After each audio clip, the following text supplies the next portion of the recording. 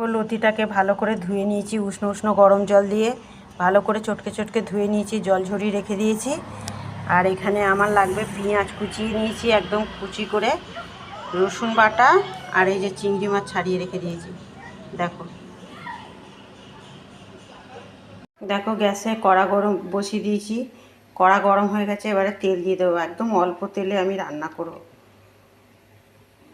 তেল গরম হয়ে গেছে, চিংড়ি মাছগুলো নুন হলুদ মাখিয়ে রেখেছিলাম, ভেজে ফেলবো।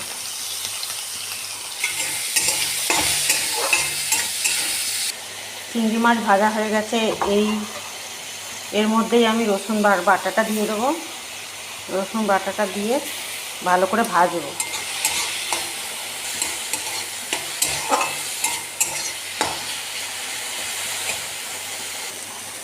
দেখো ভাজা হয়ে গেছে।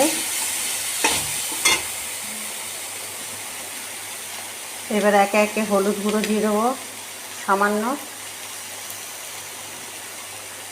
লঙ্কার গুঁড়ো দিয়ে দেবো, যে যেরকম ঝাল খাবে আন্দাজ মতো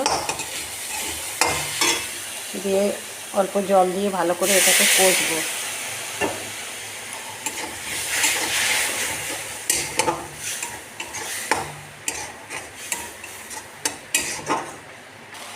দেখো আমার ভালোভাবে মশলাটা কষা হয়ে গেছে, তেল ছেড়ে দিয়েছে। এবারে আমি ধুয়ে রাখা লতিগুলো দিয়ে দেবো, দিয়ে ভালো করে কষবো। মশলাটা ভালো করে কষে নিয়েছি। এবারে হালকা একদম অল্প সামান্য গরম জল দেবো, উষ্ণ গরম জল করে রেখেছি। এখানে অল্প গরম জল দেবো, যেহেতু লতি একদম নরম হয়ে গেছে, লবণ মাখিয়ে রেখেছিলাম, আবার গরম জলে ধুয়েছি, যার জন্য একদম সামান্য গরম জল দিয়েছি।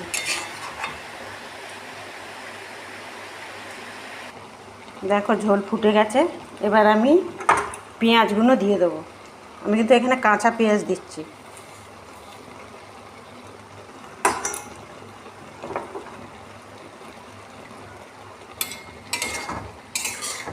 দিয়ে নেড়ে দেবো।